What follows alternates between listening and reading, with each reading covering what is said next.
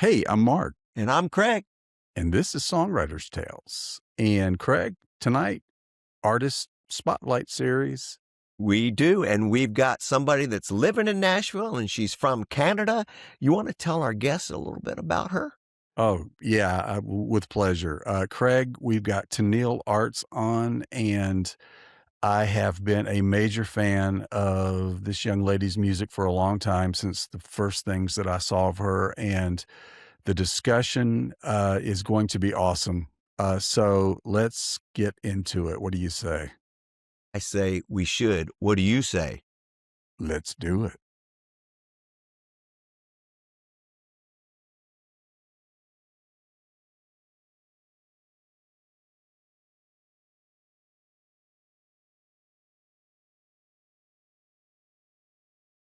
Hey, it's Mark, and we are back with the incredibly talented Tenille Arts. And Craig, I've been following her career for a long time. I'm a words guy. I'm a words guy. Yes, you are. And I just think your lyrics. I mean, to me, you're like a poet who sings and writes songs. You're very poetic, and Thank you. I love that because we don't get as much of that on the radio anymore. And I miss it. I'm so happy that you are carrying the torch and keeping it going. So welcome. We are grateful that you're here, and we just we kind of want to get to know you. We want the audience to get to know you. So kind of tell us a little bit about where it started for you. I mean, you're from Canada, so but where did it start for you? Yeah, I mean, so I grew up in a small town, Weyburn, Saskatchewan, up in Canada, and just grew up loving music. I loved a lot of different things, honestly. I was very into music, but I loved dance. I loved theater. I loved everything, anything that was performing. But, I was very outgoing until I was about like 13, 14 years old. And that's when I really started songwriting. That's when I kind of dove into it. I was like, this is kind of the one place where I can really say what I think, and then I get to choose if people actually get to hear it or not. And so it was like a Mm-hmm. really special outlet for me really early on. And I kind of listened to all different kinds of music. Country was one of, I listened to punk, I listened to rock, I listened to rap, I listened to a lot of pop music. It was just kind of all over the place, but country was the one that I could relate to the most. My family has a wheat farm in Saskatchewan, so it's like really am a little farm girl and just Yeah. really related to country music the most. And when I found out about Nashville and what was going on here and how I could actually write songs for a living, that's when I really got serious about it. So 15 was when the first time I took a trip to Nashville and started co-writing. Wow. So this isn't a secret way to find out how old you are. This is just I'm trying to get a timeline. When you were at that point in your life, who were the big ones in country music? Who do you remember kind of formulating that sound for you? Yeah, I mean, well, I was still a huge fan of the Chicks. That was kind of, who I was Mm. listening to. But then really got into, I was listening to Carrie Underwood and a lot of the new females at the time. That was a big thing for me. I was really, I'll be totally honest, you guys, I really didn't listen to a lot of male country until I moved to We Nashville. didn't And either. I just, that wasn't really my thing. I loved, just the female country singers, and that was a lot of the stuff that I leaned into. And so, yeah, I started just kind of diving into that and who were the people, that were behind some of those songs, and how did they write those? How did they, get in those rooms? And it was kind of my goal to get in the room with anybody that would write with a 15-year-old. Yeah, no kidding. So as a 15-year-old, when you're coming from Canada down to Nashville, what were your parents heavily involved in your career? They must have been. Obviously, you weren't. Yeah, they were, and the way that I actually ended up coming to Nashville was, like looking back, I'm like, that was super sketchy, and I don't know why my parents allowed me to do what I did. But I had been posting cover songs on YouTube, and a manager actually found me on my channel and somehow got my parents' like landline phone number. No clue how. Still to this day, don't know. But they called the house and they talked to my parents and they asked me if I wanted to go to Nashville. And I was like, yeah, I do. And my dad was super skeptical about it. But my mom, like, they obviously talked it through. And my mom came with me on, all of my first trips, every trip really, until I was 21 and moved here. So, Wow. Well, that yeah. that well, that Mark, you'll back this up. Managers and publishers and people in the business, they're like Sherlock Holmes in cloak. They Yeah. they're going to find you. If they want to find you, they'll find you. Or the There's song. no question. They'll figure out. Yeah. Yeah. Go Well, ahead, brother. I was just going to say, you talked about not listening to the men as much, I mean, listening to the women. I I have always been of the opinion, and Craig may completely disagree with me, but I have always been of the opinion that the women have written and sung better songs by and large than the men have, at least in the last 10 to 15 years. And there are always exceptions. And I know people are going to say, well, what about so and so? Yeah, okay, there are exceptions.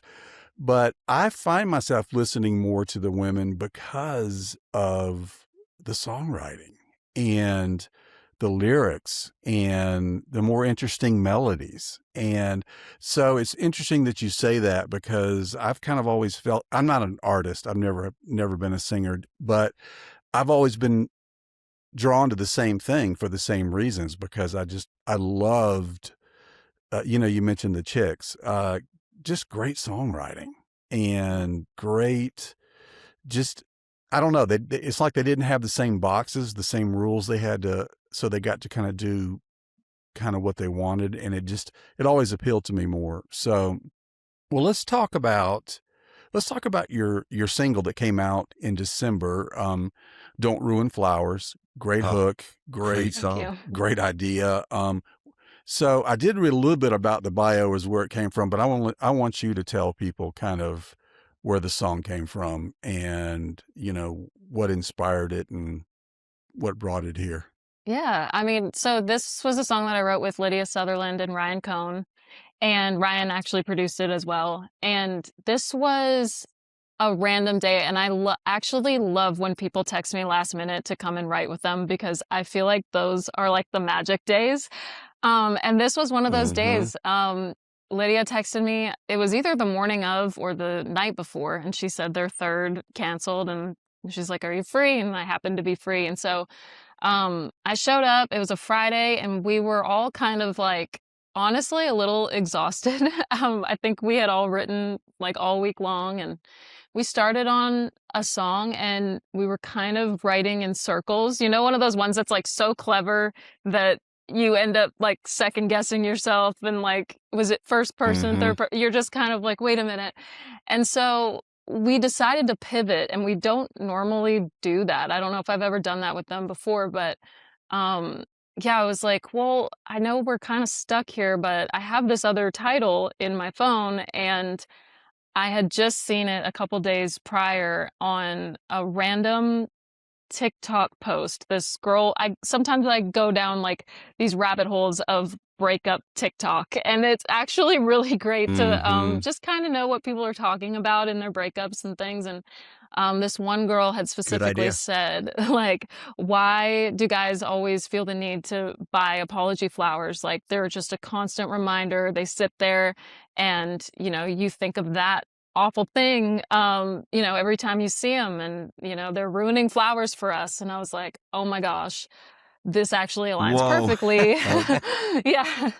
And I'm a big Mm. flower person, and unfortunately I had someone in my life that also kind of did that to me. It was like they gave me a lot of flowers in the beginning of a relationship, and then the the reason why they were giving me flowers changed, and I was like, oh no, like, you can't ruin flowers for me. You can have all Mm. these other things, but not those. And so That's how the idea came about. And then Lydia was like, oh my gosh, we have a family, like in our family, we have this flower shop up in Canada. Like, this is just meant to be. So it ended up Wow. turning into this song. Yeah.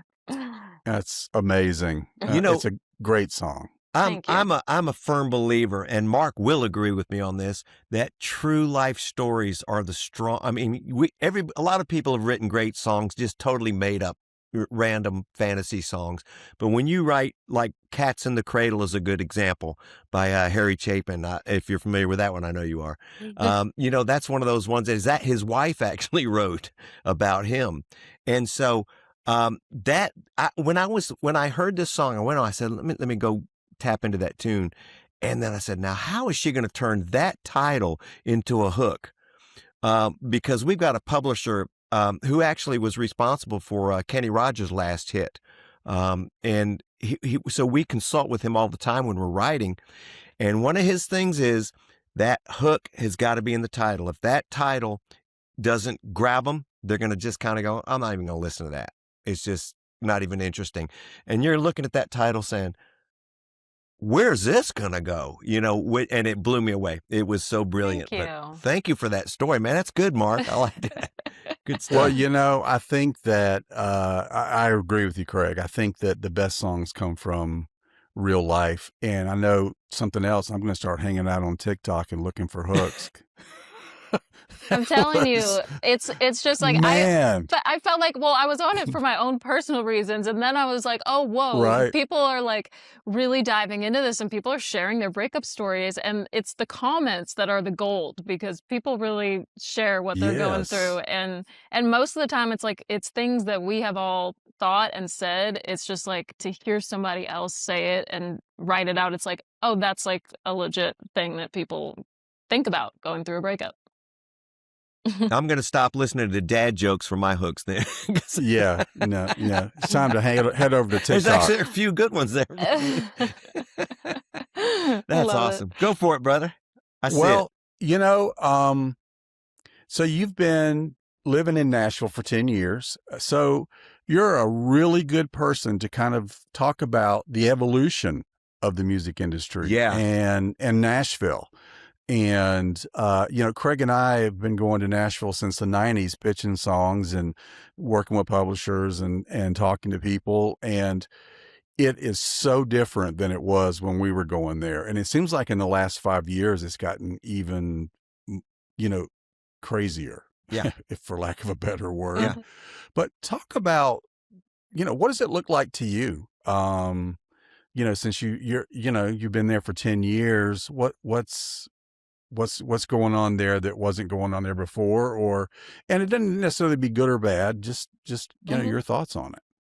Yeah, I mean, I think I came to town really, I think, writing the traditional like Nashville way, very much like, you know, I was booking myself for pretty much all of my rights, but it was just like very, I don't know, there was just kind of this like flow of it. And also you kind of knew what to expect song wise because pretty much everybody was listening to the radio. And that was kind of what we were basing a lot of our ideas off of. And it feels like the biggest shift is that we used to be listening to the radio and we'd be, you know, months and months behind of what people had created.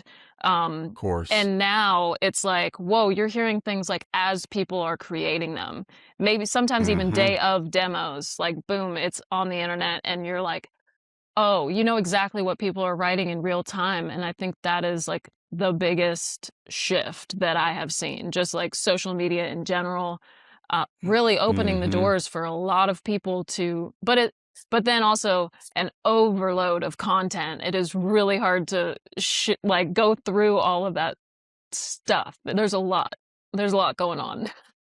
Yeah, you know, that is such an intelligent approach. I was impressed with you when I just heard your material and read your bio, but now listening to you talk, that is really, you're coming from an incredibly intelligent smart approach, which is a great combination because you're super artistic and creative, but the intelligence is behind it. And I mean that because you're actually looking at it as a business and you're looking at it holistically, and a lot of people don't do that. They're just going totally on feelings and don't pay attention to the nuances of the business. And a lot of people don't realize that. So people that are listening to us, if you're going to be a songwriter and an artist, get with the program and, get a PhD in it, because you really do need to pay attention to the details because of all the information that's out there. I appreciate that, man. We could shut this whole podcast down now and I could die happy, brother. That was some great observation right there. Well, thank It you. is. It is. So, so I guess you were doing the two writes a day, 3 writes a day, 4 days a week kind of thing. The slog, were you doing that as well? Yeah, I wouldn't always do 3, but there were days where it was doubles almost every day. And, sometimes I would book with, somebody that I kind of knew in my songwriting circle. And then in the afternoon, I'd be writing with like some Belmont kids, because I kind of said I couldn't afford to go to Belmont. I will 100% say that. And so I was like, you know what, whatever I can do to just be in Nashville and just have Nashville be my school, I'm going to do that. And the only way I knew how to That's also great. be like in touch with what the kids were learning in school was to write with, whoever I met at the round that I was watching the night before. So I kind of had a good little balance of the two. That is, hey, so you were there back when people used to just walk into a publisher's office and you could take your guitar and your pad and say, and they'd say, yeah, come on in, sit down on the couch and play me what you got. Those were the good, a lot of people we talk with now refer to that as the good old days, when it was just so Nashville. So, just to kind of get an idea, when you were doing all that writing, when you first got there, did you get a job somewhere? I mean, some people get a job in record labels or publishing houses. What did you do to keep yourself fed?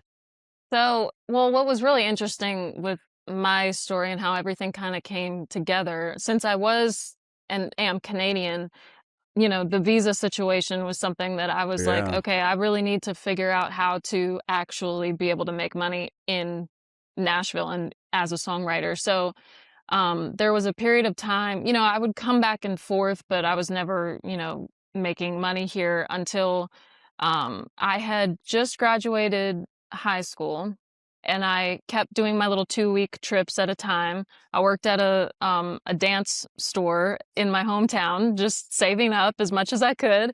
And then I was actually offered a publishing deal by Hal Oven, who we talked about just before this. And I ended up signing with him when I was 21, and that's how I got my visa and was able to move here and actually be fully immersed in songwriting. Hi, this is Craig with Songwriters Tales. Hey, be sure to go back and check out our episodes, like episodes 5 through 7, where we have the famous music publisher Rex Benson. He's had hits with Garth Brooks and Kenny Rogers and all kinds of people. You want to hear what he has to say.